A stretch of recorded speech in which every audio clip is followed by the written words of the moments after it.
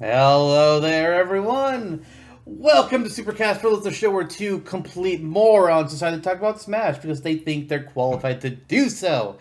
I'm Zantok, otherwise known as Lister, and this is, of course, this guy right there. The one with the maraca, who never wants to do things without a gimmick.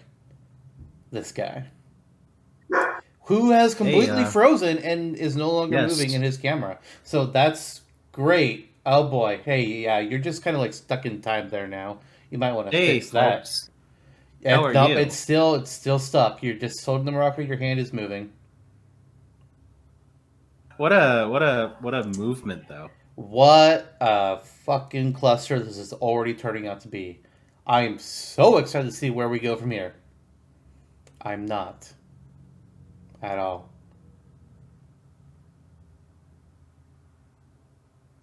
Am I still frozen? Yes. Okay.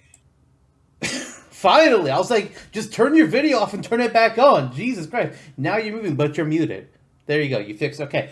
All right. We're here. We're fucking available now. Dear fucking God. Why?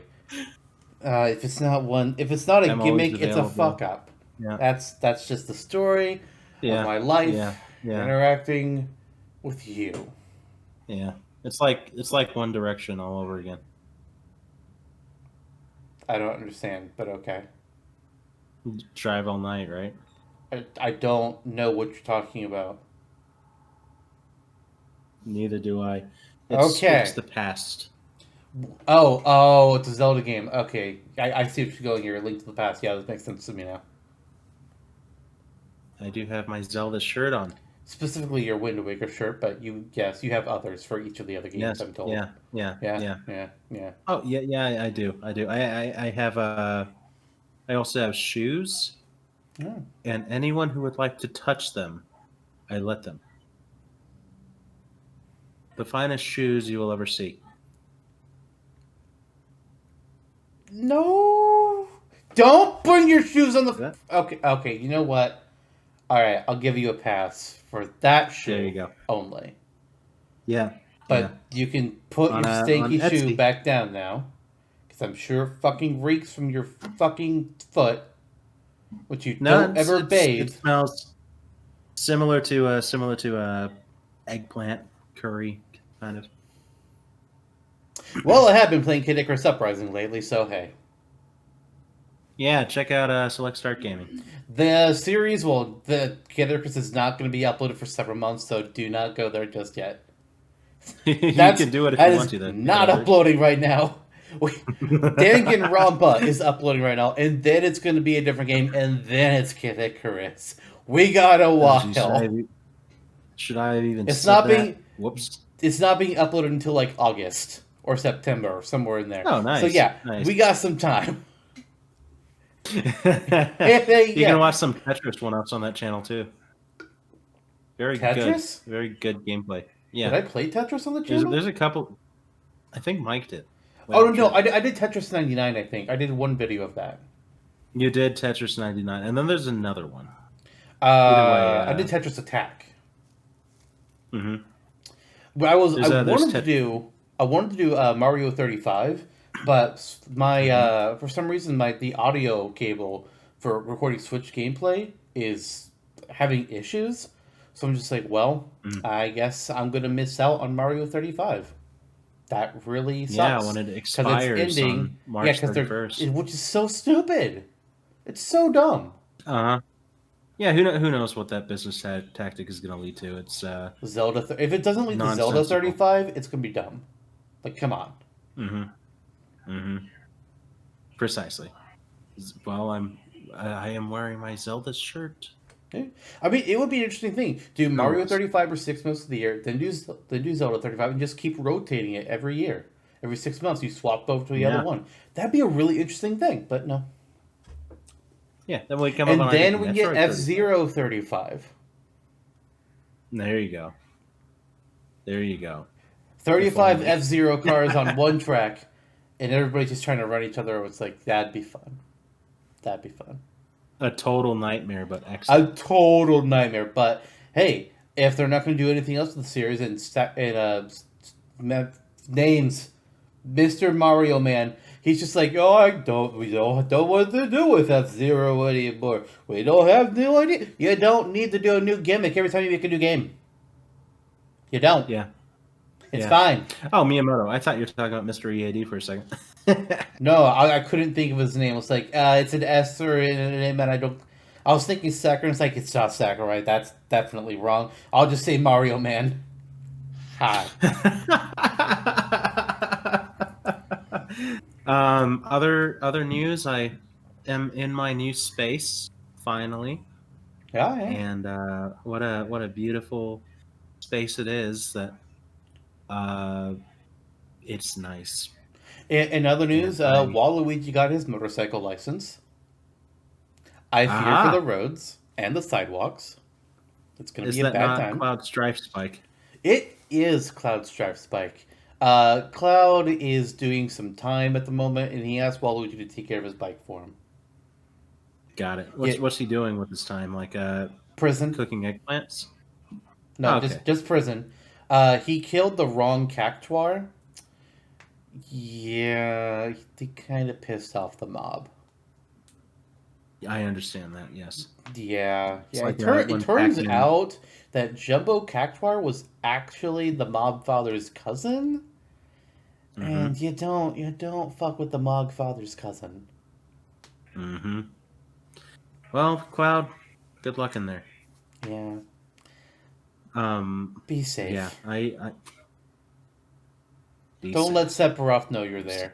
We know he wants to follow you everywhere you go. He even followed you to Smash. Don't let him know. Don't let him know. It's gonna be a bad day. Next he's gonna follow him to Urgai's True. God, if that game ever fucking gets made.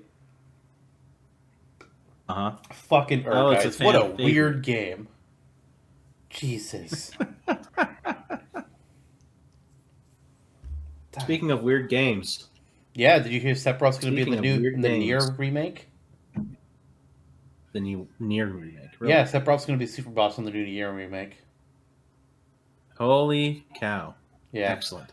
It's also complete horseshit. Yeah. It's not that unbelievable, though. It's not unbelievable. It's the scary thing. His design would be like, yep, this looks like one of the Nier characters. How would I know that he's not? Fucking shit. God. Well, what if he turns out to be? What if you just prophesize something? What if he's the one that all of them their designs are based off of? They're just like, oh hey, yeah. we don't want all these androids to look like humans. What does a human look like? Here, let me Google. Hey, look, it's that guy, and it's just a picture of Sephiroth. It's like, all right, so they wear black and they have silvery white hair. Yep. That's what humans look like. So they're all just Sephiroth clones. Oh, God. They're all Sephiroth. That's coming. That's coming. Fuck. The future. Nope. My soothsaying for the future says that there will be a 3D sequel to Biomiracle Boku Teupa. Are you making it? The team has asked me to advise. Okay. Well, good luck with your friends, Mr. Jelly and Mr. Bit. I hope the three of you are able to make a successful game. I want no part of it. To even complete one. Even complete the game. For that, you need a project manager who is willing to manage the project. Are you available? No. Is the subject matter not? I hear that Madame Ooh might be available though. Really? Yes. All the way from the land of Ooh. I do miss that place. Yes, Ooh of Ooh. It's her full name. Incredible. Ooh of Ooh. Incredible. Is that like the king of Ooh? Perhaps. Is she made of earwax? I don't think so. Honey maybe, but I don't think it's earwax. Honey, that's a step up. It Possibly is, truly. From the Candy Kingdom, then. Okay. Speaking of weird games, though, one word game we're going to play today is a Smasher Dash. This is a Oh Smasher Dash God, episode. it's a smash Yeah. dash. Hang on. Let me just bring up something really quick and fancy. You know, it's like oh look at that, a versus symbol. Hello, that's new. Interesting. I wonder what that's for. I wonder. Is that my maraca? No. Oh man, No. maraca versus Bike Waluigi. Maraca versus Dagger. We'll see what happens. I think Dagger wins. First of all, Dagger can summon Bahamut, so she definitely call out beats Juarez your before you maracas. give him a try. But she can summon Bahamut. Yeah. And Bahamut beats your maracas. Yeah. This can summon Cactuar. Yep. But Cactuar is dead. That still serves a purpose in the afterlife. I don't know about that. Anyways, yes, we're doing a Smash Dash, and we're going to be starting this out with two people who, well, I wouldn't call them good guys. I definitely would call well, I don't know if I'd call, I guess they're technically not villains. They're definitely not heroes. Let's put it that way. Jonno, why don't you go ahead and talk about our first contestant in this Smasher Dash? Okay. Two battling criminals.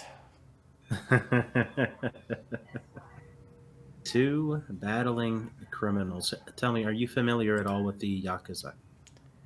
Well, I've definitely never had any dealings with them, and no, I've never. No, I have. Listen, that chocolate was legal. Okay, I have never contacted the Yakuza. You didn't cross the wrong pachinko machine, perhaps? No, I've never used one. Okay, well, Konami should have some words with you about that. But we're actually talking about a Sega character from the title Yakuza.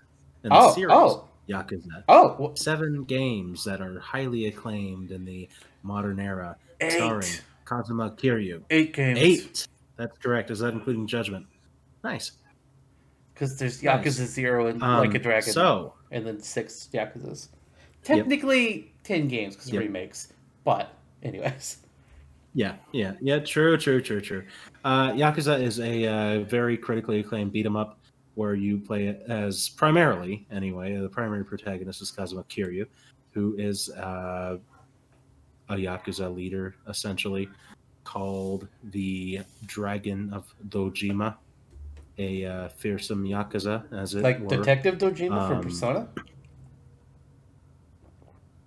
Yes, correct. Of course. Wow. But he is a fearsome Yakuza leader, and he is primarily acclaimed for his over-the-top beat-em-up fighting styles, where he can establish a heat system similar to racking up points in various other games and unlocking special attacks. With these, unlock totally different combos and different forms of attack. And he also has 4 separate standard fighting styles as well throughout the series. Some are more primary than others, but just taking a quick look over to the Yakuza wiki really quick to find the names. There's Brawler, also dubbed as Thug in the Japanese version. Basically, your generic Kiryu's canonical style. Fight in the streets brawling style. Yeah, and it's quite powerful. It's your Terry Bogard, it's your Axel Steel. That's your bread and butter. Precisely. There's a rush style where Kiryu charges his opponents with a burst of relentless blows. He dashes around a lot. A rushdown fighter. Very dodge-centric, pulverizing. Beast mode, also known as Destroyer, where he has brute strength. And also famously lifts heavy weapons, including motorcycles. So there's that. So it's kind of more similar to pro wrestling, kind of Incineroar if you want super hard with that the heel personality. And I believe Rush also has some kickboxing thrown in. True, yes. And then there's the Dragon of Dojima, the legend fighting style that takes from all of these different movesets and then throws in some karate and some judo, more boxing, more kickboxing. And when you build up your heat meter, you're given even more moves. So basically, he has a very large swath of traditional fighting beat 'em up moves that are made more interesting because of the hilarity and over the top nature of extra, if you will, of his play style.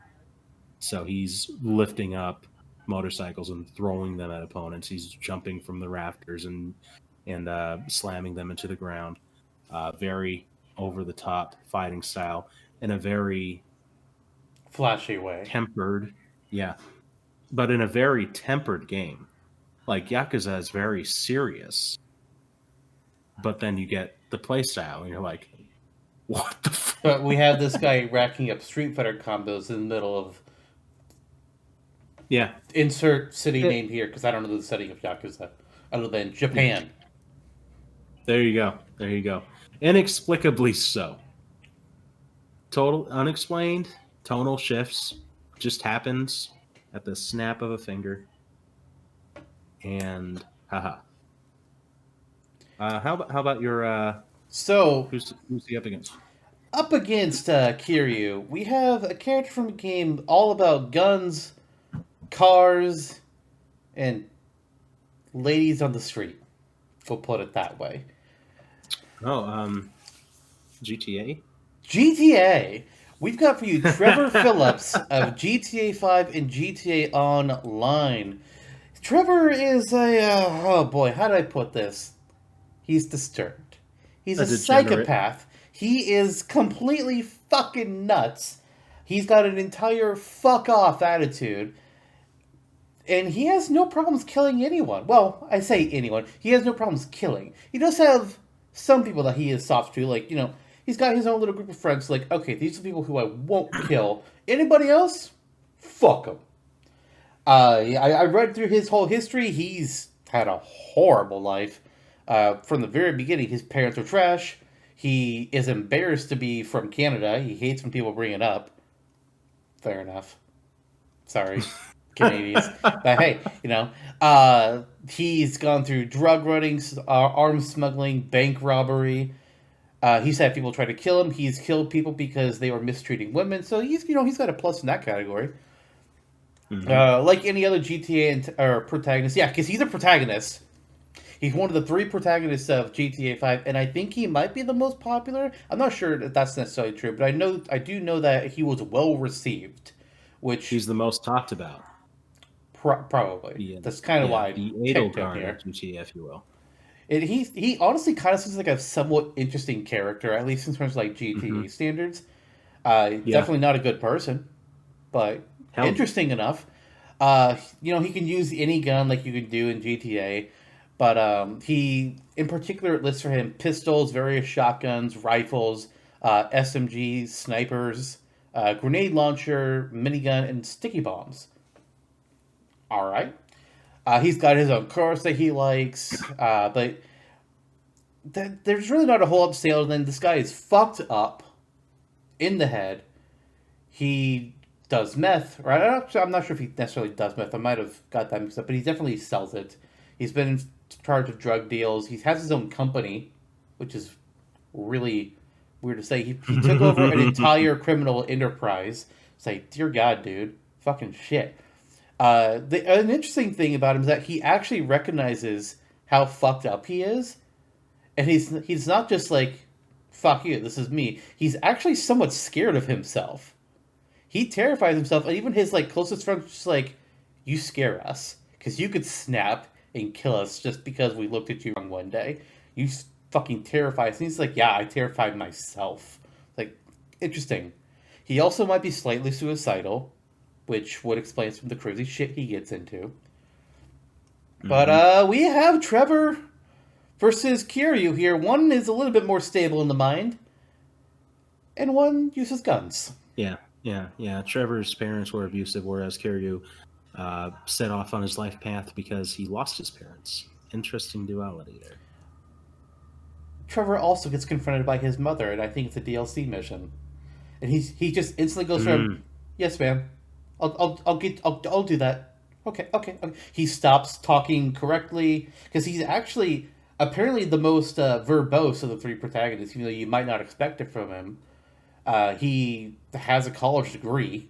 He was trying to get in the military, but he flunked out on the psych eval. He has his pilot's license. And apparently he's extremely good at math. That he does. But as soon as he runs into his mother, it's like right back to that abusive childhood. It's like, oh my god, she's going to kill me if I don't do what she wants. And she might. She might. Yeah. An interesting thing is that at the end of GTA 5, because you switch between the perspectives of all three characters you're playing as all of them, but at that point, you're given the option of kill Trevor, kill Michael. Wait, it's Michael? I think it's Michael. Or reconcile with all three of them, and you go kill everyone else. And that's what the canon ending is, because of course it is. But it's like, yeah, you could kill him if you want to. Yep. Interesting fun fact about Kiryu as well. He has technically already appeared in the game alongside Crom and Shulk. Cross Zone 2. Yep, and Lucina. Yep, Cross Zone 2. I don't think he was in the first Cross Zone, though. I only played the first one. I didn't get to play the second one. Got it.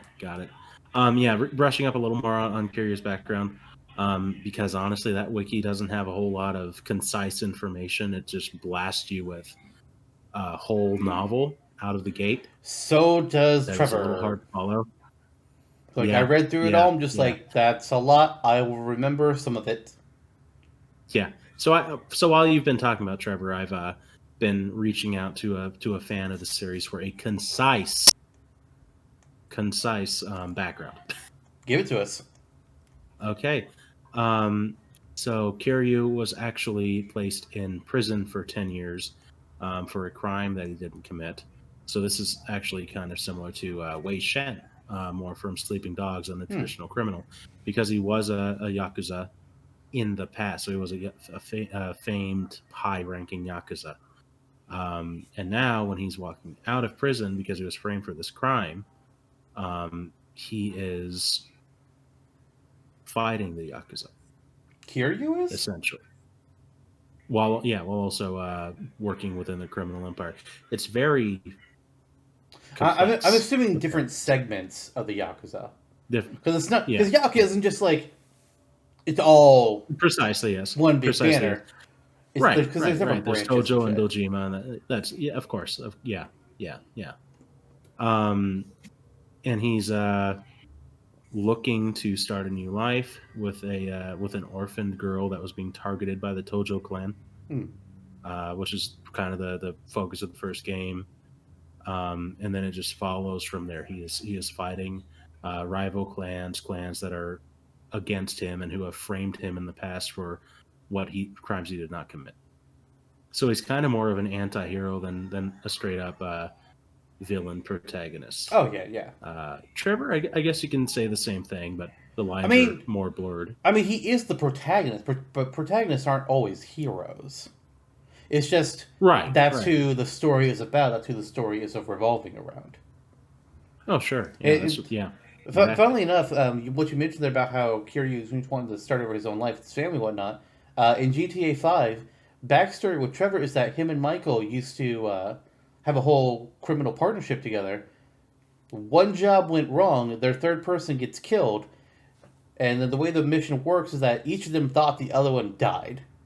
So they both go on with their lives thinking the other one's dead. Michael's now got a family, and then Trevor's just like, wait, he's alive? What the fuck? I'm going to his house right now. Not in a threatening way. It's more like, my best friend's alive? What? Mm-hmm. Even though like he's this asshole, he's this fuck off attitude, he finds out Michael has kids and he's just like, I'm gonna be a dick to you? but if anything happens to you, I will murder for you. Which I kind of like. I kind of like that. I also wanted to bring up something about the GTA 5 protagonists, because there are 3 of them. There's Franklin, Trevor, and Michael. Each one of them actually has their own unique special ability, which is not something I really expected when I was learning about them. Michael has bullet time, so he can like just dodge around and shoot more accurately. Franklin has driving bullet time, where he can take turns better. Sounds kind of lame to me. Trevor, though. Trevor's ability is invulnerability. For like 30 seconds, he can't be killed. He can, like, trains hitting him, he'll survive. Shots from a tank. Being mauled by a mountain lion. Any of this shit, he'll just shrug it off and be like, fuck off. I'm still here, bitches. And he also apparently has, like, his own unique special melee attack during that time period. It's like, dude, what the hell? It's gotta be the drugs. I don't know what the hell, but it's gotta be the drugs. Fucking... The invulnerability, huh? Yeah. So, I mean, I figured that's an extra skill. Yeah, that's an extra skill, easily. I also know what his final smash should be.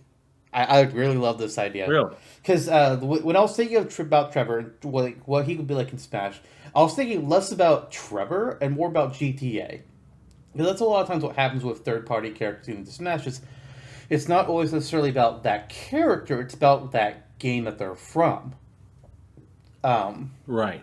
In GTA, one of the big things is, it's driving. It's driving, and you just do whatever the fuck you want.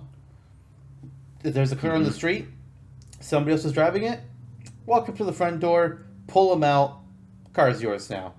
Oh no, you have a 1-star rating from the cops? Well, you better hope they don't shoot you. Who cares though? So here's what I got for this final smash. So in his art down here, he's wielding a baseball bat.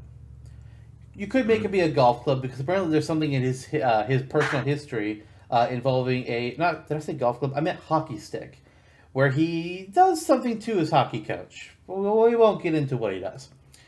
But either way, he just takes his baseball bat or hockey stick, he just whacks right forwards in front of him, initiates a cinematic that shows that person just like on the street. Trevor goes running up to a car, pulls the guy out, gets in the car, just starts driving, speeding, goes up a ramp, smacks into the character with the car.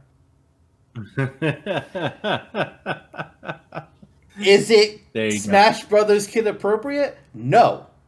Is the Trapper? Is Pyramid Head? Is GTA? No. Who gives a fuck? This is our Smash, damn it. If we want to put in fucking murder, we can. Now, who gives a fuck? If we want to put in Popeye, we can. We could. Maybe we will talk about fourth-party characters someday. And I don't know. Well, I mean, like, more than Smash Dash, who knows? Wait, no. Did we? Yeah, we did. I couldn't remember that for a second. Yeah, we did. But yeah, I just feel like if you're going to do a GTA character, focusing on just that character, I don't think that's the way to go. I think it's, you pick a character who's going to be the design, but then you just make it a GTA moveset. And involving a car, you got to involve a car somewhere, and the Final Smash makes the most sense. Just like run into somebody with it. Fucking brutal, but GTA. I also had an idea where, what if it's not necessarily just Trevor? What if we go the Bowser Jr. route? What if Trevor is the face, like he's the named character, he's the one that's technically in, but he has 7 different alts of other characters. Or you can get Franklin and Michael in there. You can get Tommy Vercetti. You can get Carl Johnson. You can get Nico Bellic. That's pretty much the last of the characters that I know of by name. I see there's other ones. I know there are, but I don't know who they are. Yeah. Like, I'm sorry, I don't know who Tony Cipriani is, or Claude, or Mike. I don't. Sure, they can be. The Sasquatch. I don't know if they're actually playable characters, or if what even they look like. But the other ones I mentioned, I know what they look like. So I can definitely say like, that'd be an idea that can work. That'd be interesting. Yeah. There you go. That would be quite interesting. The only problem with doing that is any of their taunts or victory poses, You got to make them all be character neutral, which is a little bit disappointing. You can't just have it be like something that's like, oh yeah, this is something Trevor would do. It has to be like, oh, this is something a GTA protagonist could do, which isn't as cool. Yeah, and all the same, you can still use their personalities and whatnot. But yeah, I concur that there's plus or minuses. You can having the character just be there, whether it's more generalized or not, would please a lot of fans. Yeah. At the same time, fans of Trevor in particular might feel a little short-sticked. I mean, he could Either just way, the options there. He could just wear the outfits of some of the other characters. Like, at bare minimum, wearing Tommy Vercetti's his whole get up there, that'd be pretty funny. Mm-hmm. Going from the whole wife beater that fuck, I already forgot his name. Wow, Trevor, Jesus, going from Trevor's outfit to that whole Hawaiian shirt or whatever that Tommy wears, yeah, that'd be funny. I'm down for that. Yeah, that would be great. Holy cow! Like, okay, I'm getting more. I'm getting more. Do you know the thing? Yeah, I know the thing. Kiryu is a lot more interesting than first given. I mean, that's fair. Yeah. He's also got some different outfits he can wear. Yeah. I'm not neither of us are fairly brushed up on Yakuza or Yakuza GTA. Fans, one that we know is gonna hurt us. Yeah. I've played exactly one GTA game, and it was one of the old top-down GTAs. Top-down, yeah. That's like the only one I've ever played. I've played GTA 5 a bit. Your background on Trevor is pretty well done. And there's not really much to the combat in Rockstar titles like that anyway. So when you say that there's bullet time and there's invulnerability and there's guns and melee weapons, boom. Yeah, pretty much it. Kiryu's background.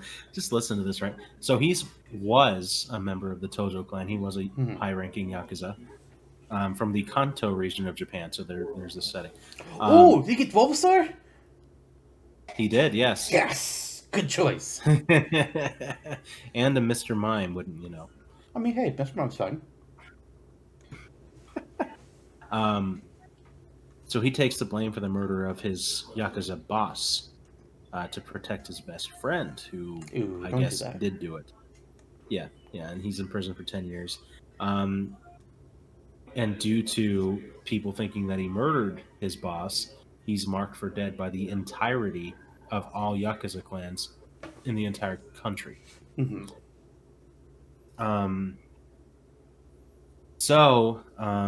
Ultimately, he by the second Yakuza title, Kiryu's no longer an active member of the Yakuza because he's gone against the entirety of the community and has murdered many of them naturally and gotten away. But basically he has a childhood love who dies in the first game, and he adopts who I guess is who is the mother to a small child. When she dies, Kiryu adopts the child and then decides to dedicate his life to good and starts an orphanage. I'm going to dedicate myself to good, start an orphanage, and then kill all the Yakuza. Because murder is good. Yep. And given he's trying to hide from them by the second game, and just lead an. Considering there's 8 games, I don't think that worked out too well. No, there's kidnapping and peace brokering between clans and all manner of things that sets him out. But basically, his life is dedicated to raising this girl, and trying to protect her. And when the orphanage runs dry and he decides to leave it behind by Yakuza 5. The orphanage lasted that long? What? Yep. Yeah. Yes. Okay, that's how you know this is not an American-made game, because the orphanage would have been destroyed in the first game it appeared in. Uh-huh. Jesus. Uh-huh. It's also how you know it's not a JRPG. Yeah, also true. he becomes a taxi driver with a false identity. What? And as a taxi driver, are you making this shit up? No, he works with like a detective agency. Control as an F undercover taxi driver. Motherfucker. Yep. You're not bullshitting me. All right. And he nope, I'm not. We don't have time to bullshit. We don't. We really don't. Yeah, and then there's like the Yakuza 0 covers like an actual Yakuza story of like honor and whatever between clans. And then you get into Yakuza 6, which I guess canonically for Kiryu is his latest game. I thought Like a Dragon was after 6. It is, but he's not the main character. No, but he's still in it. Yeah, he is, and Omi, he's part of something called the Omi Alliance, and I guess he's an officer. It sounds like he is involved with, not necessarily in, but he's with law enforcement. And yeah, he fakes his death in Yakuza 6. Classic. And yep. And his daughter from the first game, who he's been raising all this time, after he fakes joins the Yakuza. No, she starts an orphanage.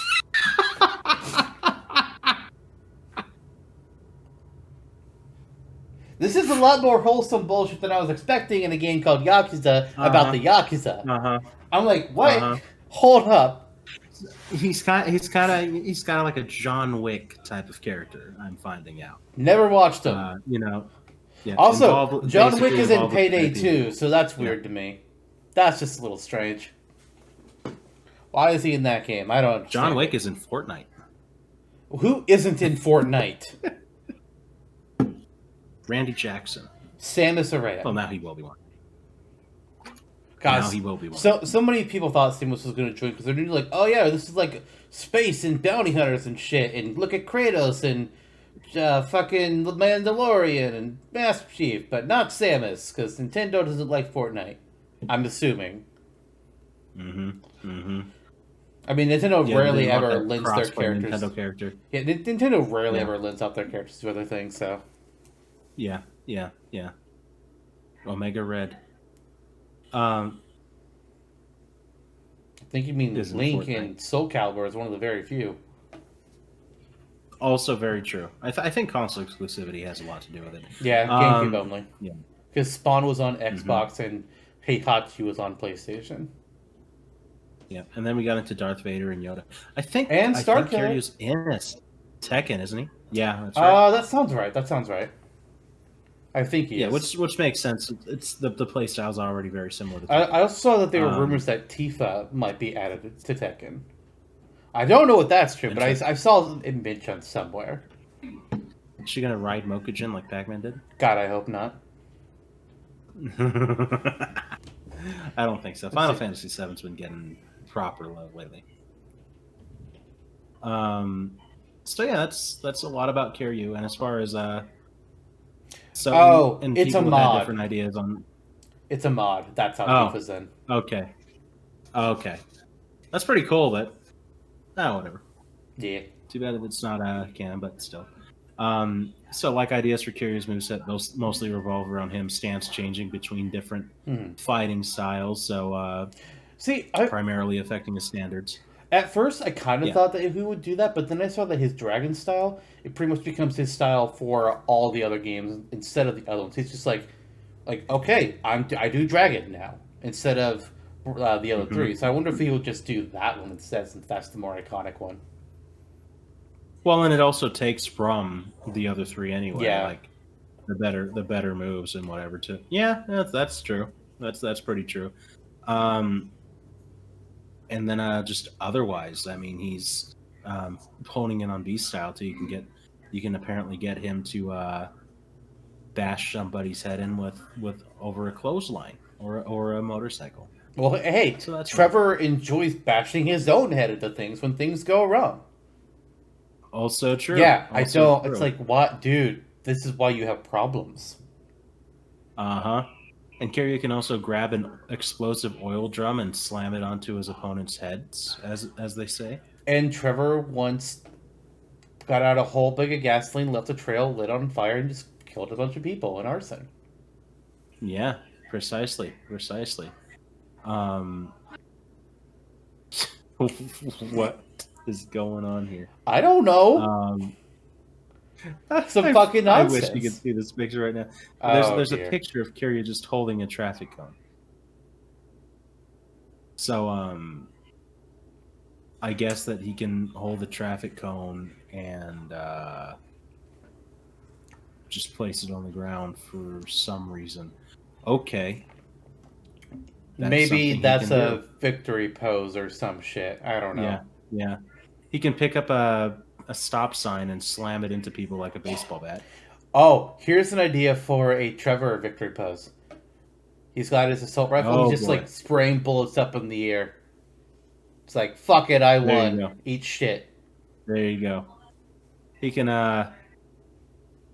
yeah, that works. That works. It does. Kiryu's can take from Japanese culture and Yakuza culture. He can be throwing money everywhere, like a fool, like in his victory animations in some of the games, because they're really bombacious fights. He could be playing a pachinko machine. Trevor could represent American culture by hoarding all of his money. Wow, that is very American, yes. And let's see here. Because he denies being Canadian. Don't call him Canadian. He will not be happy. He fucking goes nuts. Sorry. And then just like there's a really cool aesthetic that you might see on the back of Yakuza covers with Kiryu's shirt off, and then he has a I would not have seen that tattoo on the back, and it's caught on fire. So what you're saying is one of Kiryu's alt is going to be shirtless. Could very well be, yes. All right. Well, just Trevor like can do that too. Maybe even two. Maybe we can have shirtless Trevor and shirtless Kiryu in a mud pit. You know what? That'll probably sell quite a bit. Yes, I think it will. For certain people, I think it'll sell. Will there be like a blobfish as well? That's the referee. Damn, why can't they both be in? Blobfish for Splatoon 3.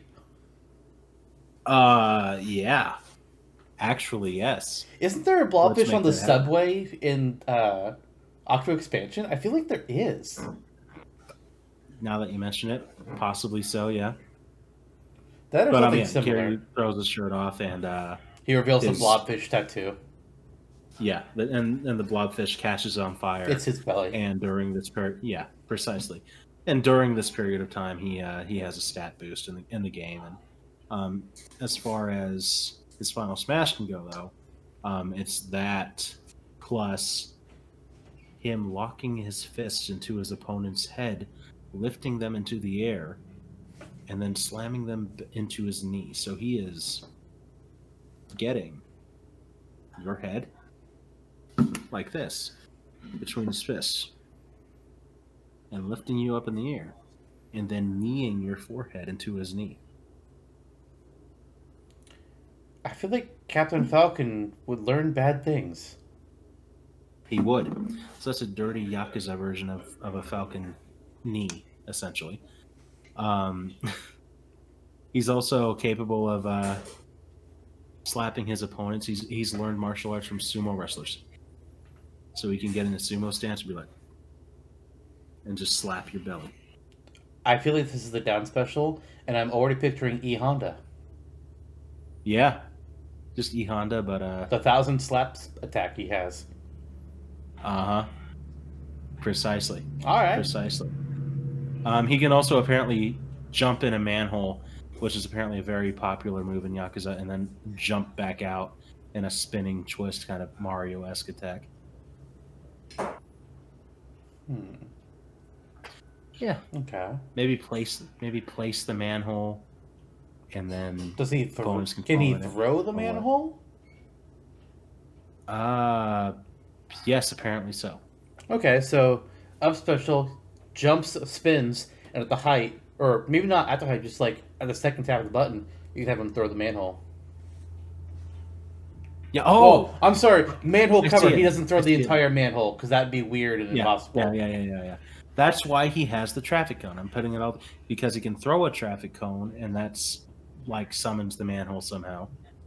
And then he or What? his friend. Yeah. Wait.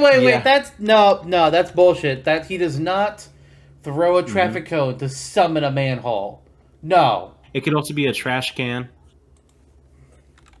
or a plastic crate.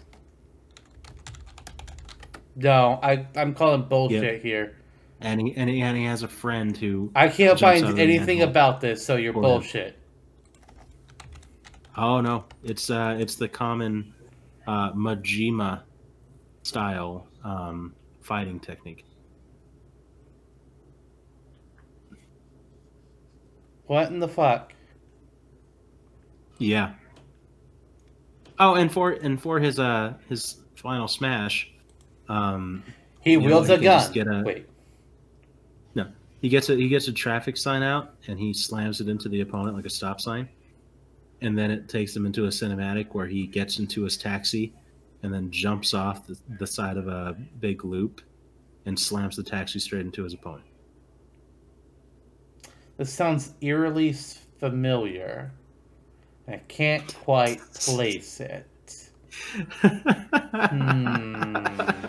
I'm as far as like Trevor's moves, though, outside of his Final Smash, I'm honestly not sure what I would give him, because GTA, outside of stealing cars, is guns and drugs, and I'm not giving him drugs.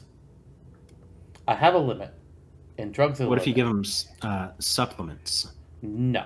Vitamins. No. See, you can imply it with his invulnerability extra skill. It's like, how is he invulnerable? Drugs? Don't know. Gatorade. Not staying well. But I mean, he's got. I mean, he's got RPG. He's got a minigun. He's got a grenade launcher. He's got enough stuff. The problem with any character that's just like a gun-centric character is like, okay, how handle gun? Yeah. And which guns?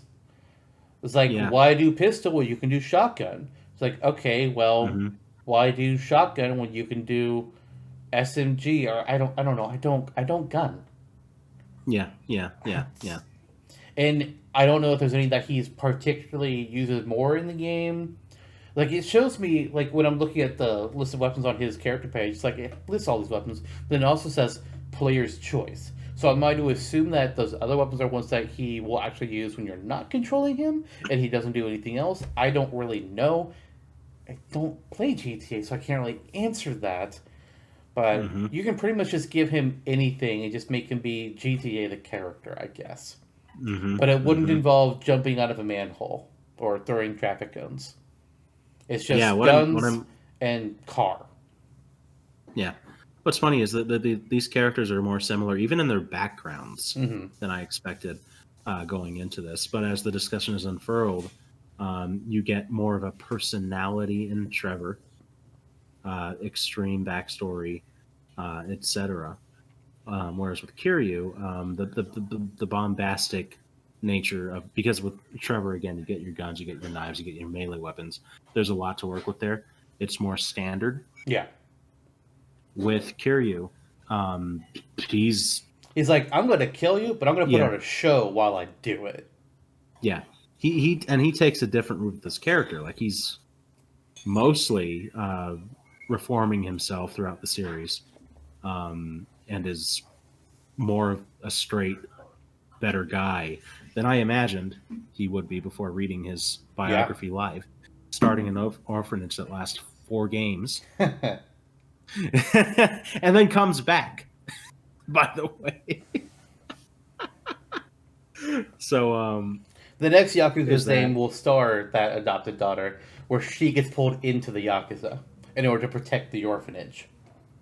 Yeah, I mean, that seems pretty natural, yeah. Because they come after her, it's like, we're going to get revenge for what your dad did. It's like, you do know he trained me, right? What? What do you mean he trained you? Well, ask your buddy who's now dead on the ground. What? Not gonna Yep. lie, that'd be Yep. fun. That'd It be would pretty be. interesting. It would be. It would be. But yeah, he's more of a tempered character. Whereas But as Trevor far is as just the like, I don't fucking stop, crazy. and I will kill anyone. Yeah. Fuck you Yeah. and fuck your mother. But He's actually, very similar to Simon from The Walking Dead. well, he is Simon from The Walking Dead because they have the same Oh yeah. actor. And literally, They look the same. they are the same. Looked at a picture of his voice actor Stephen Ogg, and he just looks exactly like Trevor. It's like, okay, so It's just so great. And that dude is a mammoth too. Did they do He's like motion 6'7". capture for you as well? Is that where the design comes from? Fuck. I mean, they do that with some characters. Like, they'll make the character look like the VA that they're doing, and they'll have them do all the motion capture. Yeah, funnily enough, Norman Reedus in Death Stranding. Yeah, and Yeah. what's his name in Cyberpunk? John Wick. Keanu Reeves, yeah. Yeah, he's in. Yeah, speaking of John Wick. John Wick, playable in Cyberpunk. Yep. Kind Yep. of. Have they Maybe sorted it's things out I don't with know. Cyberpunk yet? I haven't looked at. I had not seen any gameplay of Cyberpunk outside of the trailers that they showed at like E3 or whatever. Yeah. I Well, don't that's know what shit. happens when you cave into pressure from fans to release an unfinished product. That's what happens when fans don't learn their lesson. Yeah. If you're going to criticize Miyamoto for many things that he deservedly gets criticism for over the years, don't let it be for saying a good game, a finished game is eventually finished or whatever, you know. A rushed game is bad forever, but a delayed game can be good. Yeah, Essentially. there you go. There That you go, said, there you go. where's Pikmin This 4? Mario. Where the fuck's Pikmin Uh-huh. 4? And instead it's like, you guys want to play Pikmin Go? No.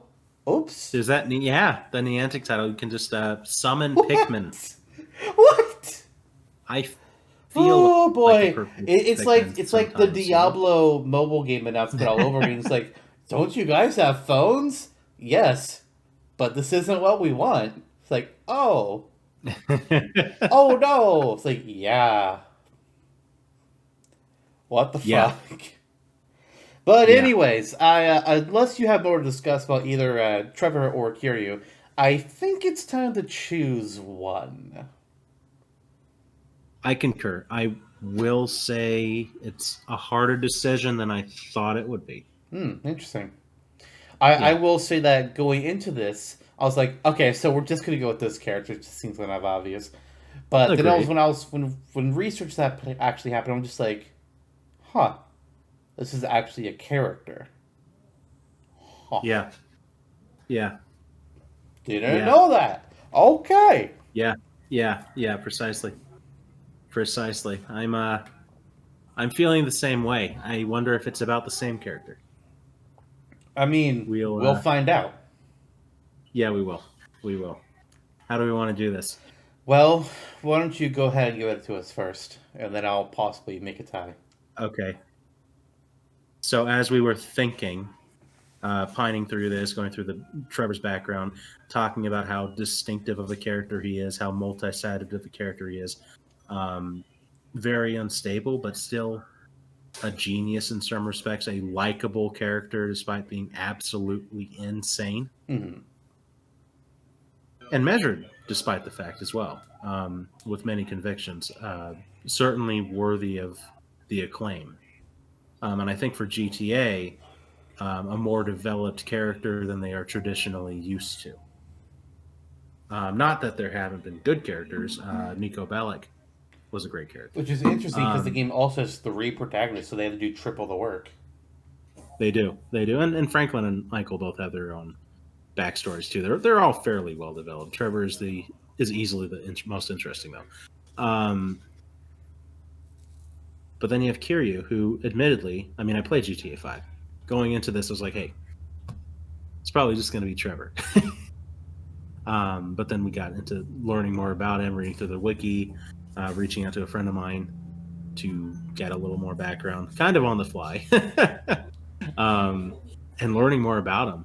It's like, I just thought he was a Yakuza boss. And I just thought that he was a traditional fighter. Mm-hmm. I thought this was like a Heihachi with confetti.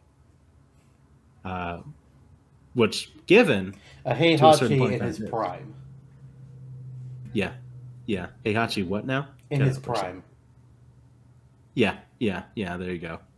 And minus the whole demon thing, worked that out in therapy. Now it's a dragon. Yep, now it's a dragon that glows on his back. Prior to Yakuza, it was actually a chipmunk tattoo. Eating hot sauce. Yeah, precisely. It's still difficult to say because you talk about Trevor, you say that he's a standard rock star character in terms of fighting with his guns and his knife, but you still don't have anything like that in Smash, really. Yeah. So to that point, what is standard for a third person shooter game is fair Not game happened for yet. Smash. Yeah. Yeah, precisely. With Yakuza, it's more that you have this bombastic play style of fighting that is not necessarily uncovered ground, but in the specific style, the beat 'em up genre, 3D fighting arena genre has still gone underrepresented, and it's a more interesting character than you would immediately imagine. Yeah. And reading the backstory, it's like, okay, I could see why this has become such a popular series in America over just the past couple of years. Oh, yeah. Yeah. This is a conflict for me. Even as I've been saying this, I have gone back and forth in my head on who I'm going to vote for. Either way. And literally, the only reason that I'm going to vote for who I'm going to vote for, because my gut has convinced me one way, while my mind goes back and forth constantly. Because I read a fortune cookie this morning that says, it is a good idea to go with your first choice. Well. And my first choice talking in this situation, talking it out after we talked it all out, my first choice ended up being Kiryu. Okay. Interesting. Very, very interesting. So, now we gotta get into me. So, when I was looking at this, okay, so it's like, okay, both characters, they've got their personalities, they've got varied histories. I can definitely see like why people like both these characters, and their personalities are distinct enough that on those merits alone, they could be, how do I put this? Distinct amongst the Smash roster, based purely on personality. When it comes to the ability to their fighting styles, there it's a little bit more basic. Kiryu does have his different styles, yes, and he's got some flashiness in his attacks, but at the end of the day, he is a martial artist. He's a puncher, he's a kicker. That's what he does. Then we have Trevor, on the other hand, who is guns, guns, and more guns.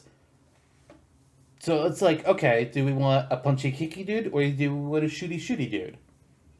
But by that same token, like, neither one of them have anything outside of that that's like distinctly special, like how Lucario with his aura, or Ryu with his Hadoken, or Bayonetta with her fucking hair whips.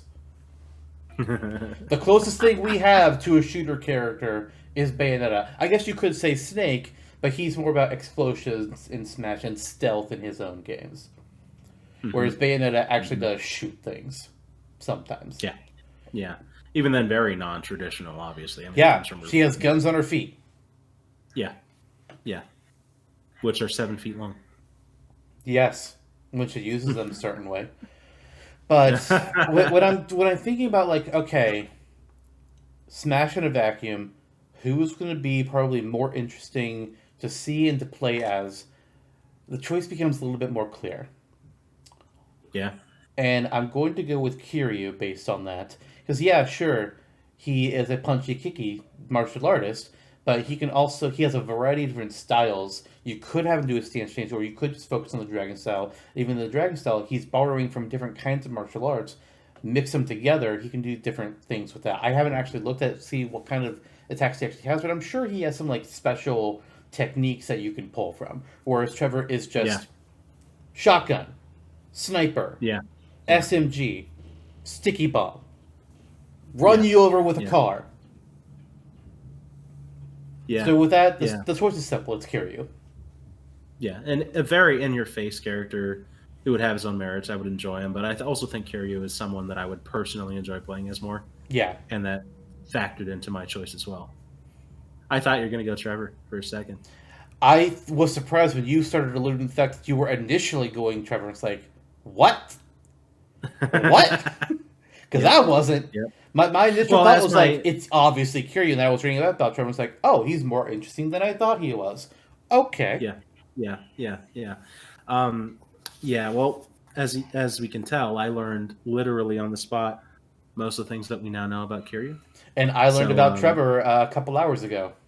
Yeah, given that my initial description of Kiryu was malformed and damned, and a couple of friends that we know are going to hate me for it, but I voted. I mean, they also hate you just already in general because you're a fucking crazy leprechaun.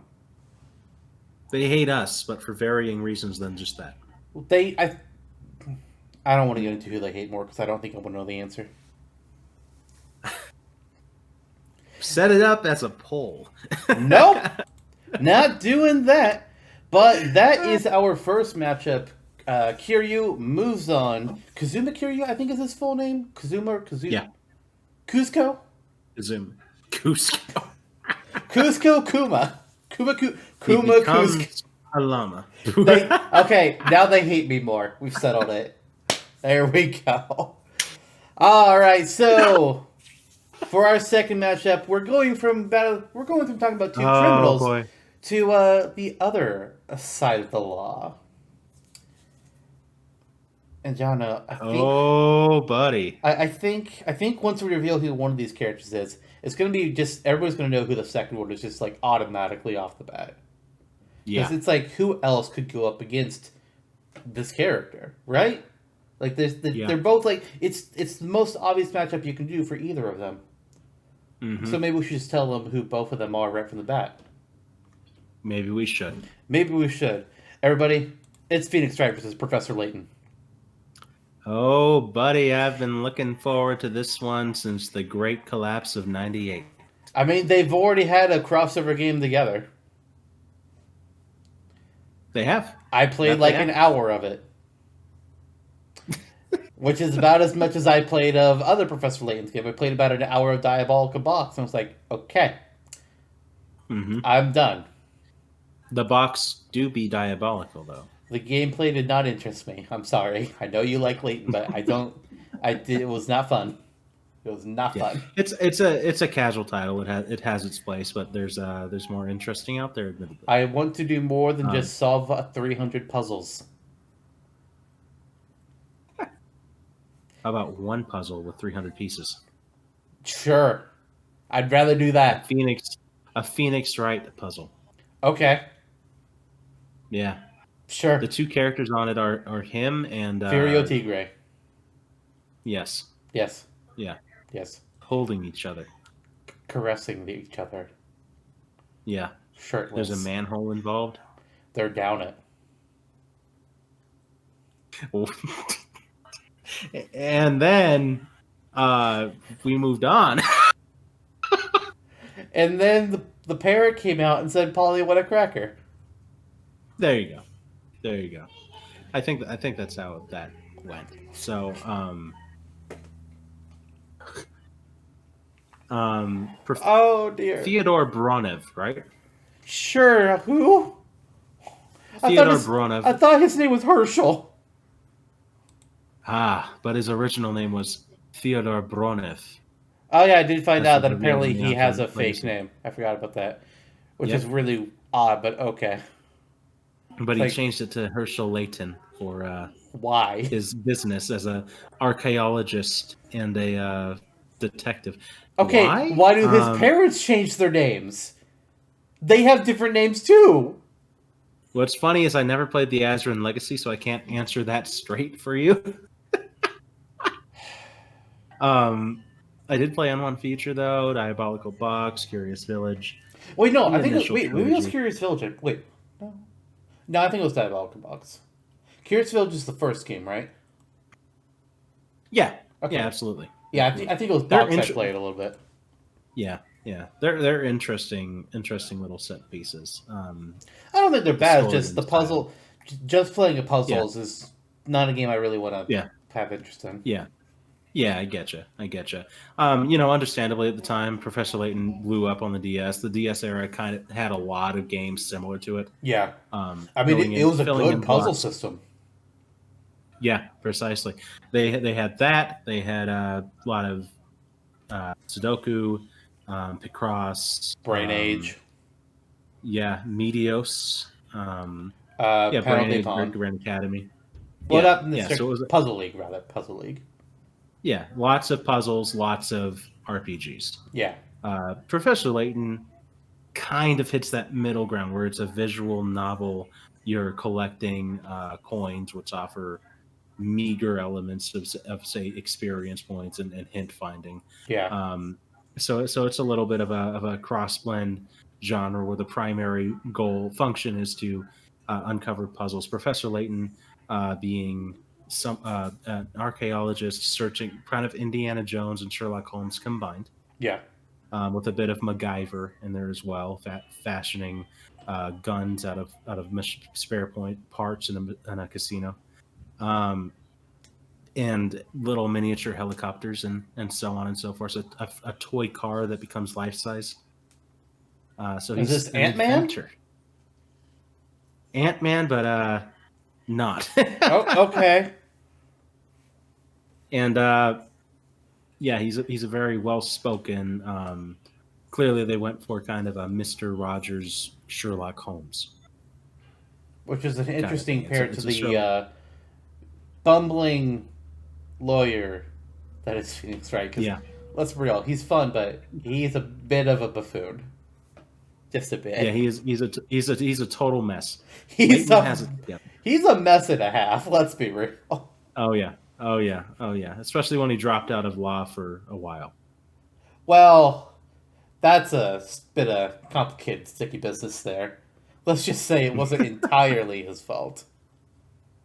Yeah, but that's also true. Like Layton is a bit of a visual novel puzzle game, but Phoenix Wright is as well. Just puzzles in a different way.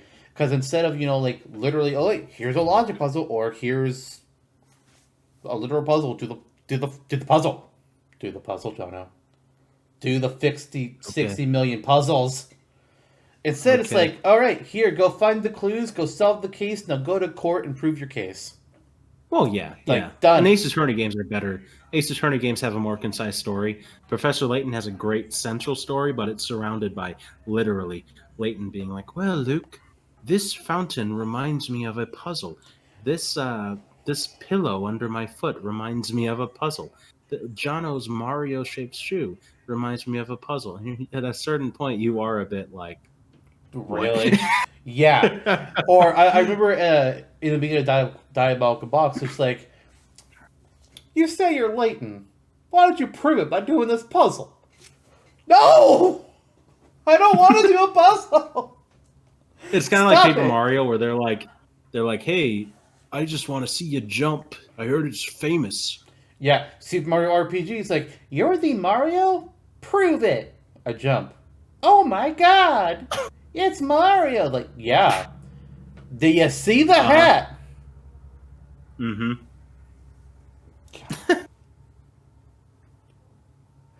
Oh boy. But Layton, he's more of a, as you said, he's a Sherlock Holmes, he's a detective, solving puzzles along the way. Phoenix Wright has a terrible detective friend. We love you, Gumshoe, but you suck. At his job. But Phoenix, he's in more ways than one. He's proving his clients innocent. It's like, they didn't murder this person. That guy did it. Prove it. Well, if you give me a minute, I'll get there. I just have to stall for time while I think of how. That's like half Phoenix Wright gameplay is bluffing until you stumble upon a solution ass backwards. Yeah. Both for the character and for the players sometimes. There's been several cases where it's just like, I don't know what to do here, so I'm just going to press everything on everything. Oh, I lost. Let me just reload and press the stuff I haven't pressed yet, because I don't know what to do here. And he's also gotten the shit beat out of him. Has Professor Layton ever gotten the shit beat out of him? He's been kidnapped. Has he been tased and pushed off a bridge? No. He's jumped off of a bridge willingly with his helicopter wand. Okay, but he didn't fall into the river below. And then catch a cold. No. Okay, well that's happened to Phoenix. No. Really? Yes! That His is, life is put together. that's Trials and Tribulation. Wait, I think that's the third game? Whatever the third game is, I can never keep straight which one is the third game. Justice for All or Trials and Tribulation? Justice for All, I think, is the... He's been in a courtroom that exploded. Wow, and he survived. There was, hey, look, here's some evidence. What is it? It's a bomb. The bomb later exploded. Wow, this is a man who has his life put together. Actually, I'm not sure if he was in the courtroom at the time. I know Apollo was, because Apollo got fucked up. He was bandaged as hell afterwards. I thought Phoenix was in the courtroom at the time as well, but I'm not entirely sure. If he was, he got out unscathed. I guess Apollo was just the closest one to the blast. Mm-hmm. That was a good game, mostly. One of my favorite prosecutors was in that one. And who was that? Simon, not that Simon.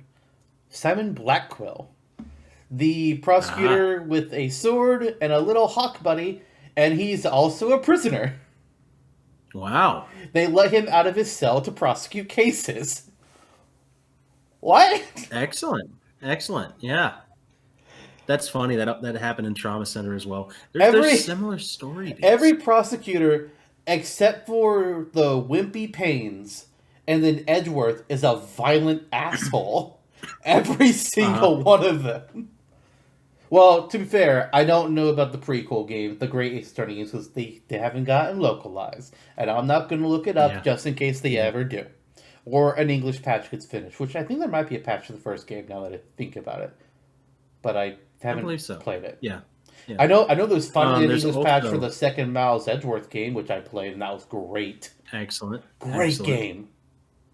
There's going to be a dating simulator as well featuring Larry Butts. I'm... Bullshit? Please? No, it's... One day it'll be real. Okay. Well, see, here's the problem with that. Is no matter who you choose from the story of the Larry Butts dating sim game, because if anything smells, it's usually the Butts. Who, after you pick your person and you get to the end of the game, they get killed and you're framed for their murder. Because that's what always happens to Larry. It's like, this is my girlfriend. Well, she's dead. Yeah. Innocent. Are you? Mm-hmm. Do you think I'm competent enough to kill anyone? That's a good point. He's not. It's just bad luck. I'm also now reminded that I never finished the DLC case for the latest game. No. Oops. Maybe you should get to it. I probably should. It wasn't that interesting. Oops. Yeah. Yeah. Anyways, Phoenix Wright versus Professor Layton. Yeah. What do you think about Phoenix's playstyle? Because he was in Marvel vs. Capcom 3. Are you someone who would be taking liberally from that? Well, I have made a moveset for him already. Yeah. On Smashtopia. Yes, I did. In Ultimate Marvel vs. Capcom 3, he's a very gimmicky character. He has 3 different modes. Not stances, but just like modes. I don't remember what they're all called, but he starts out, looking for evidence. Then you can transition to a mode where you're just like doing something with. I don't remember the full details, but one of his moves is like he actually just like not doing an attack. He'll just dig at the ground and try to find some kind of evidence. Some of it's useless, so he can just throw it and damage people. Some of it is actually like good evidence. He can use it, and once he has 3 pieces of good evidence, he can enter turnabout mode, where he can just run around and do a hold it attack. He's just like shooting out gigantic fucking psychic fingers that just like point that just poke people in the fucking face, and it hurts them, which is hilarious. Go watch a combo video of Phoenix Wright. It's fucking great. And then I know one of his hyper combos is the nightmare sequence where the judge is just slams his gavel on him while he's sleeping, and so the judge slams their gavel in the fight doing that attack. There's one where he proves that whoever he's fighting against is the killer, which is great. I don't remember his third one, but for one attack, Maya will run forwards and just run into people, or Maya will throw up a psychic shield. He can throw papers around. He can sneeze and then launch his opponent into the air, which is funny as hell. Mm-hmm. He's got fun stuff in Marvel vs. Capcom 3. Like Unfortunately, I can't ever play as him because I suck with gimmicky characters. I have my own particular fighting style, and I do not do good with that kind of character. When it came to what I did for him for Smashtopia, I borrowed a little bit of the ideas from MVC3. His standard special, it's subjection. Throws up the finger, says the word, a huge big old thought bubble appears. If you're in the thought bubble's way that says objection, you get hurt. Instead of having Maya run forward, he has Missile the dog run forward for an attack for his side special. His up special is he climbs a step ladder, because there's a whole joke about step ladders in the Sturny games. His down special, he'll hold out his little Magatama, say hold it, and it's a counter move, but it just, instead of the person like being damaged, they get trapped in place for a few seconds. Yeah. And then his final smash, looking up, okay, yeah, it's basically a cinematic where it's him at the defense decks, Edgeworth at the prosecution, and they're just like throwing evidence at each other, trying to prove why whoever he just hit with the final smash is guilty or not. And the evidence is just like hitting the person in the fucking face. But in the end, the final smash ends, the judge makes his ruling and declares them guilty. And they get damaged, they get thrown out. And then his extra skill is the court record. This is where I really borrow from MVC3, where he'll search down the ground for evidence, and he can hold up to 3.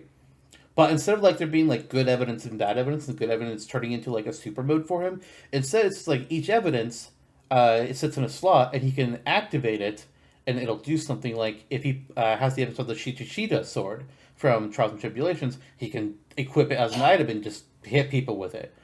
Or there is the Founder's Orb, which when he activates that one, it'll give him resistance to knockback for a short time. Some pieces of evidence are going to be more common than others. Like one of the common ones is going to be Edgeworth's knife, which he can just, if he uses that one, he just throws it forward as a basic projectile.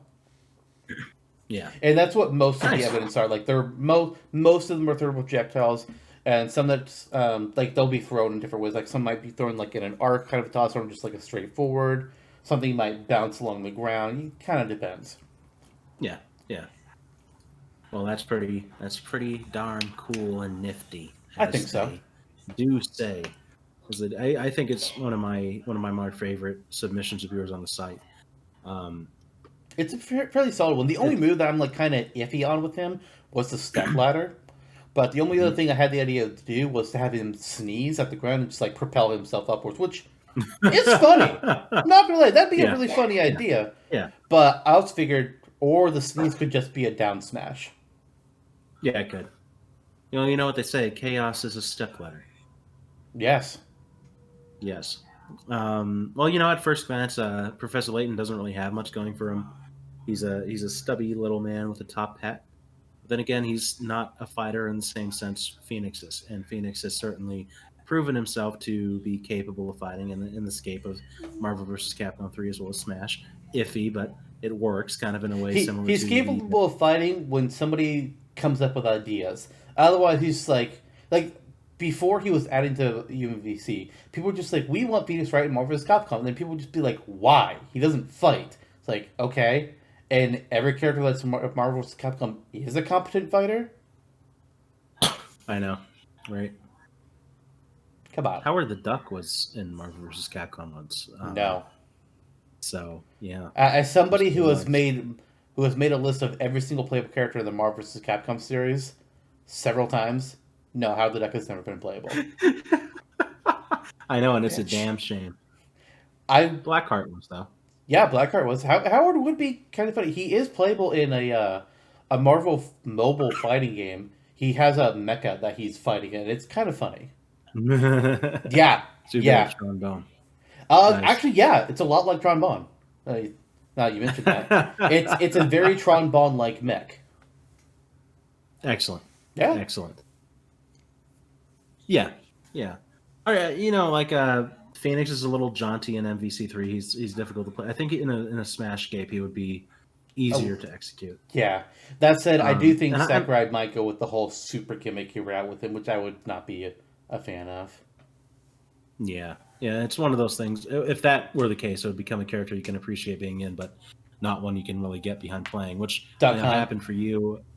Noted like Mega Man. Yeah, Duck Hunt and Mega Man both got hit by that for me. Like, it's like, I'm so Steve. glad they were in, but it's like, but I didn't want you like that. Oh, well. Yeah, and Mega Man was top tier high for a lot of people, but Oh, I was yeah. I more mean, of he a still is. It's just, I'm Mhm. not the range game player. I'm the run into your face and smack you player.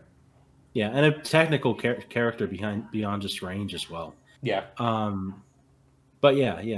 So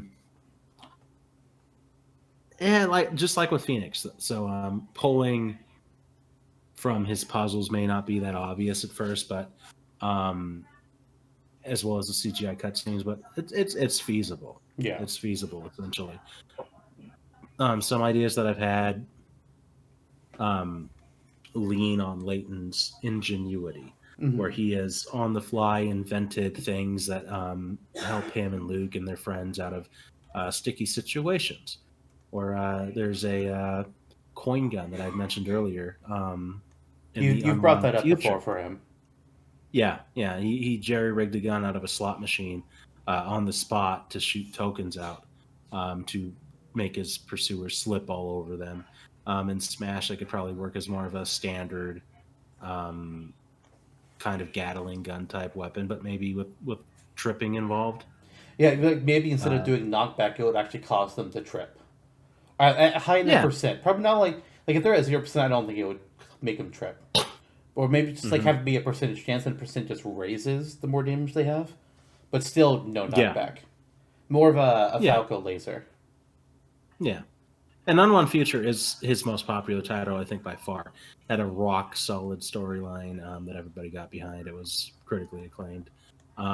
So from that same title, there's always series of mini games, kind of like Kirby, where you can play them on the side. You unlock them throughout the scope of the game. Hmm. And kind of infamously, there's a parrot mini game. Or you're instructed to help a parrot along on an adventure to finish its chores. Are you fucking kidding me? No, and it's a 2D player. It's a 2D platformer where you guide the parrot to fly Layton over platforms. It's kind of similar looking to Nightwalk from Rhythm Heaven, actually. Oh, Speaking of that, where they adopt kind of a mother-esque style, jumping over platforms. And a line appears above Layton's head. You're drawing it out to have the parrot guide him forward. So what if the parrot is just his up special? I'm surprised you're It, not having it be the helicopter blade. it could. It could. I'm bringing options. He could open up his suitcase and fly around in his helicopter, like Mary Poppins with King K. Rool He could combined. have his evil future self. Apparently, Hmm. that's a thing. It is in the unbound future, in fact. Why? Um, ah, if only we had the time to go over all of that. It's Ah, such a good game, though. It is such a good game. Um, you can have the parrot fly over him and help him, and it can glide, or you can draw a line above his head in any which direction, or you can have more standard the helicopter blade from the suitcase. That's very true. And he made a paraglider as well, as he was escaping a crumbling tower in the Curious Village. I don't know if that could potentially be up special as well, or a glide mechanic, or whatever. Um, like the final smash could be like, I was thinking Pandora's Box originally from Diabolical Box, I was about to ask if that's what the the diabolical Elysium box. box was. Yeah. And he can fill it. It would just fill the screen with darkness and ensnare opponents. Then I was thinking about it. It's like, hey, that's not really true to Layton's character. He would not do that. But what if it's Um, just he's like curiosity? What's in here? oh yeah. That was silly. Oh yeah. Closes it. Like I love the idea of just being like, oh, wonder what's inside. Let's the attack happen for a little bit. It's like, let's not, and just closes for it. the sake of the game, it's something that can work. Just like completely Um, humorous things. Like, and each time you do it, like you can have a different quote for when he closes. It's like, well, that was weird. Closes it. It's like, I don't know what that Yeah. was, but let's ignore it happening. Nope. It's like, that would my be great. It's bad. either that or, I mean, Layton has his own Oopsie. signature kind of animation and saying like Phoenix does. With Phoenix, he has hold it. This reminds me of an a puzzle. objection, so, yeah. Yeah, this reminds me of a puzzle. So you enter the cinematic. This reminds me of a puzzle. Then you get that 1, 2, 3 of him pondering. It's like, Opens the I've box. solved the puzzle. Yep, and it sends opponents flying because he solved the puzzle. Or It's like, you get the box. Here's the box. Like, this box reminds me of a fairly- puzzle. I've solved the puzzle. Yeah. Open box. That was a mistake. Close. All right, this is the fun of Smash. Now he opens the box. And it's like, that was silly. Let's close it.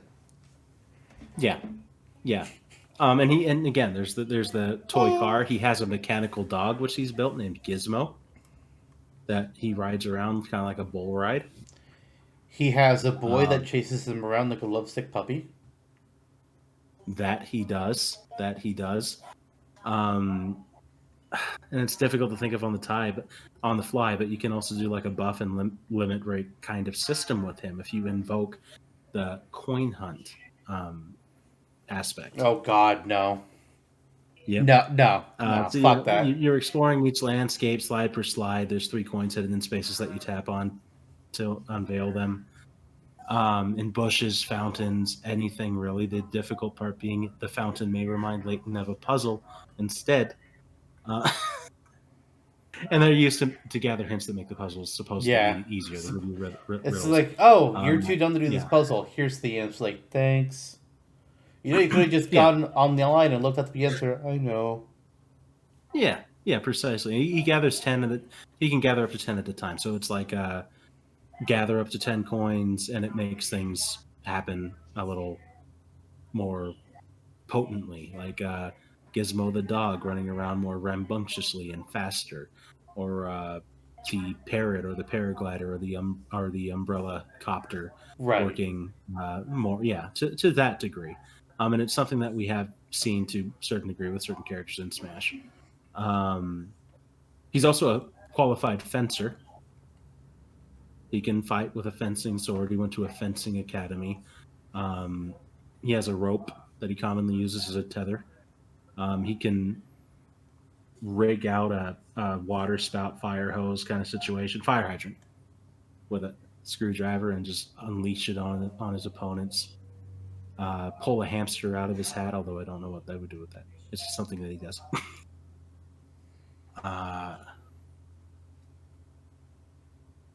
And if Phoenix Wright and he were both in the game and they had their own crossover, they can have unique victory quotes against each other. Honestly, I would agree with that. If they're both in, give them unique victory quotes. There's so much potential for those in Smash, and we just don't get it. Yeah, like the Star Fox trio can do them, and Lucina can do some, and that's pretty much it. Yeah, Jigglypuff has them too. No, she doesn't. No, she doesn't. Like I would love this. I would love for Smash to do like a little bit more crossover in that respect. Like, why not have the Belmont say something to Luigi about the whole ghost hunting thing, or Joker to Wario? That'd be a good one. Yeah, that'd work very well. Mm-hmm. Hell, Wii Fit Trader could say something to Wario. That's true.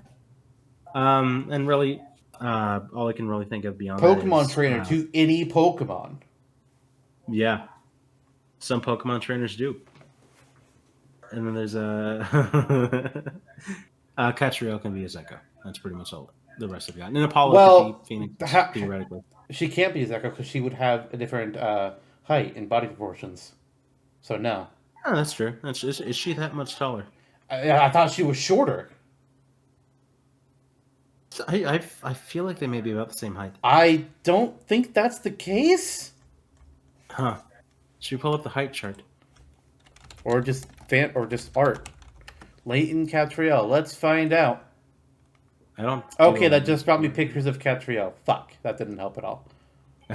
Okay, let's add Professor to the name. That's probably not going to help out that much either.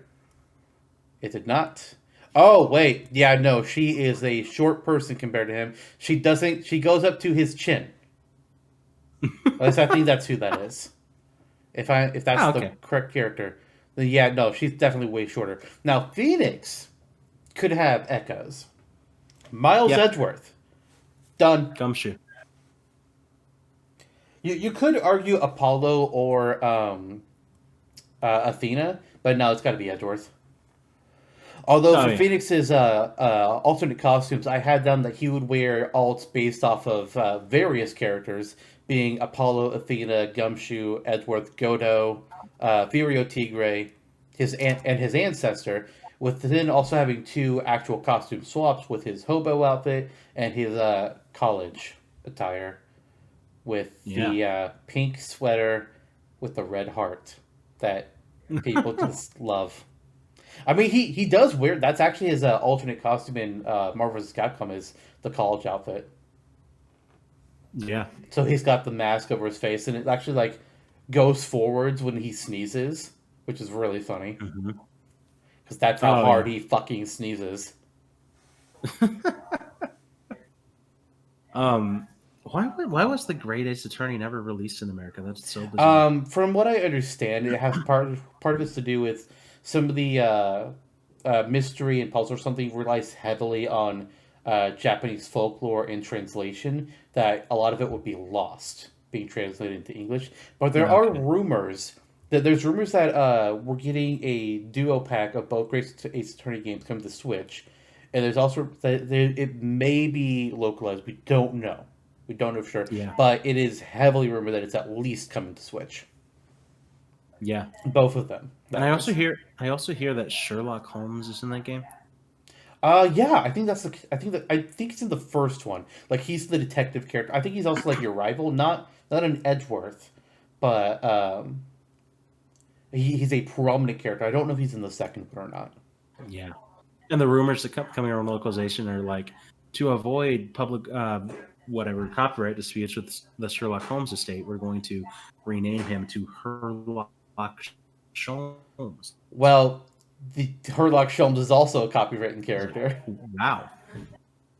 Well, we kind of lost you for a bit there. Whoa, you're having issues.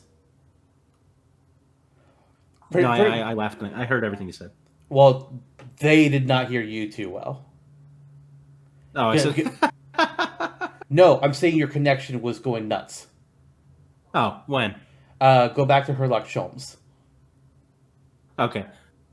They are going. There is a rumor going around that when they when they bring Great Ace Attorney to the States and to the Western audiences, that to avoid copyright issues with the Sherlock Holmes realm, they are Mm-hmm. going to rename him in the States to Herlock Sholmes. Which is an already existing character in another series of books. Well, I know this because of the story yeah. of it's I think it's Arsene. Which I fucking learned this because of fucking Persona. They had him crossover with Sherlock Holmes, and Sherlock Holmes' estate is just like, no. So he renames the character to Herlock Sholmes. So this is already a thing. It's already happened. Now, what they could do is call him Sherlock Gumshoe. There you go. It's Gumshoe's Yeah. ancestor. Because why the hell not? Why the hell not? That would be great. It That would be actually great. would be. I'm very Yeah. disappointed that Gumshoe has not come back in the last couple games. We have not seen him since. Well, not kind of the Edgeworth games because they're. I think they're set before the Apollo Justice game. I'm pretty sure. Hmm. We haven't seen Gumshoe timeline wise since then. He wasn't in Apollo Wow. Justice. He wasn't in Spirit of Justice or Dual Destinies. He's been gone. Why? We don't know what happened. Did he become a millionaire and just create his own estate and leave? Don't know. I mean, I would hope that he will be in the next one because They brought back Maya to Spirit of Justice after she was missing from Dual Destiny, so who knows? Yeah, yeah, true. Guess we'll see. Yeah.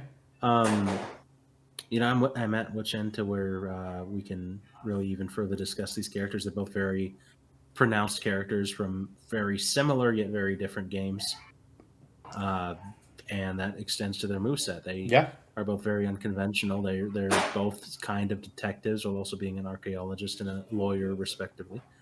And you kind of just work from there. Some people say, like, why this character? They're not a fighter. So is Isabella a fighter? Is Rob a fighter? No. Is Zelda a fighter before Twilight Princess? No, she's not. Who gives a fuck? We can have unconventional characters. We can have Phoenix Wright or Professor Layton. We can have trying to think about those. We can have the savvy stylist. We can have Derek Stiles from Trauma Center. Yeah. We can have who and whatever. Just about any character. Not any, but just about any character could work in Smash.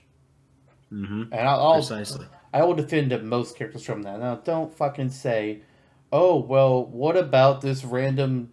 What about Gao Wow from Mega Man Battle Network 5? Okay. Listen, I said just about any character. Fuck off. What about that bear from this Somebody You Touched on My Spaghetti meme? I don't even know what that is. It's just, somebody you touched on my spaghetti. I don't know what that is. I like have no idea what the fuck you're talking about. Goldilocks. And I'm not entirely sure that you're talking actually real things. So why don't we just get to the vote? Okay. And what will the vote be? I Phoenix Wright. Wonder, truly and dearly. Now you have Layton, who's more of a wholesome background type of character, direct, almost like an 80s, 90s throwback cartoon. And then you have Phoenix Wright, bombastic mess of a man. The bombastic bag man? Yep. Wait, no, that's Spider-Man. With a more comic-esque, and I mean that in the comedic sense as well as the literal media-centric sense. Both lauded characters. I think, admittedly, Phoenix has the edge since level 5 went bankrupt. That's a point. Yeah, level 5's gone. I'm sure somebody gets ownership of things. I don't know how that really works. They are. They're like in the midst of liquidation. They're still releasing like HD phone ports and stuff. So it's interesting. We shall see the future of Layton. Hopefully, in the future, series like Mario and Luigi as well. Capcom or Nintendo honestly could do good with Layton. They could probably make a good just game out of it. Up, yeah. Capcom may as well. They already had that one crossover. Merge him to be actually in the Phoenix Wright universe, outside of just a crossover. Like have him be like, yeah, I'm the detective in your game now.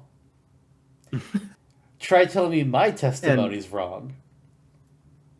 Well, you see, you said this happened, but you were too busy doing a puzzle to notice this was happening over here. His first mission will be finding Gumshoe.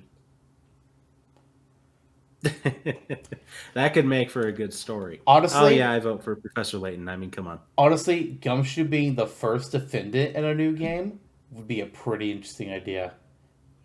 Yeah, it would. That's how you bring him back. You make him be the defendant in the first case. That would work excellently. Yeah. But yeah, you voted for Professor Layton. we just kind of which I'm not at all surprised that. And similarly, I can't go with Layton. I have to go with Phoenix Wright. I don't think there's any way that either of us are going to convince the other on this one. We have both been championing our chosen characters for this one for years. We knew going into this match exactly what was going to happen here. This was an inevitability, but this match was too good to pass up. Usually, we don't like to do ones where we know 100% this is how the vote's happening. But this duo we had to cover. Yeah, I'm a huge fan of Phoenix Wright, huge fan of Ace Attorney. I think he would work wonderfully in Smash. I have a harder time envisioning Layton, but that's also just because I have, outside of like 2 hours of gameplay, the crossover and Diabolical Box combined, Oh, I have no yeah. Layton experience, so I can't really talk Yeah. much about him. And the wiki doesn't even say what he can do on his phone fucking page. What the fuck? It has Mhm. a lot of detail on his history, what he does in every chapter of the fucking game, but nothing about, oh yeah, here's his inventions, or here's the weird tools he has. It's like, help a guy out here. Come on now. Yeah. I Yeah. don't Yeah. want to It's, read his entire history through like 9 fucking games. Give me a yeah, list. it's a lot of sinew. Yeah. Which is why we like learned about Kiryu on the fly. Yeah. Yeah. But at least Similar situation Kiryu with has Yakuza. like bite-sized paragraphs like, oh, here's what his fighting style is in each game, so you don't have to read all the history as well.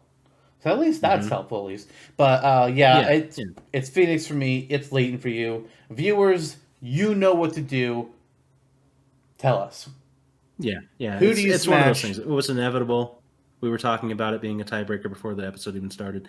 But you know, it's like a wrestling match when it's Hulk Hogan versus The Rock. You know who's paying for it. No, I don't. I don't Just know you, wrestling. me, and the bush between us. I can tell you I'm not paying to watch fucking wrestling. Yep. No. Well, Kiryu wrestles. I don't give a shit. So does Travis Yeah, Touchdown. So does Incineroar. Yeah. So does Heihachi. So does Starman and maybe Pico. We don't know. It's just he kind of looks like he would. Yeah. I would pay for any of those characters. Well, Would we pay that's for how Hulk Hogan if he DLC were in works. Smash Brothers? What? No. Well, I'd kind of have DLC. to. I think begrudgingly so. Just because I have to have everything, yes, but why would he be added? Pepsi Man. If you're going to add a real person to Smash, there's better options than Hulk Hogan. Of course there are. Yeah. Yeah. Anyways, as I was saying, since we're having a tiebreaker, it is, as always, down to the viewers. So, let us know in the comments, wherever the hell you're watching, you're listening to this. You can look at jfrom.com, go to the YouTube video. I don't know if Spotify, iTunes, or any of that stuff has a comment section, because I don't use those services. Jonno would know more about that. But let us know who you think should be in Smash. Phoenix Wright or Professor Layton. You gotta pick one. Help us settle this thing. And make the right choice. You know who that is. Oh yeah, make good choices, be safe. Smash is for good, boys and girls. And not Trevor. Not Trevor. Well, we established that. Smash. Jeez, dear God. But that's where we are going to be ending things off with this episode. Next tomorrow is another On Topic, and we are finally getting the chance to discuss Pyra and Mithra being added to Smash. Oh yeah. Our thoughts on them as fighters, our thoughts on their reveal, and where things could go from here. There's only 2 characters left to be added as DLC. Who's it gonna be? Yeah. I guess talking about Azurta for over a year on this podcast finally manifested something. We already had a Smashtopia episode where Azurta got mentioned, and we did a stage for him. I did a stage for him, and Sakurai stole it. Fucker. But more on that with the On Topic. Yep. Bye. Excellent. All right. See ya.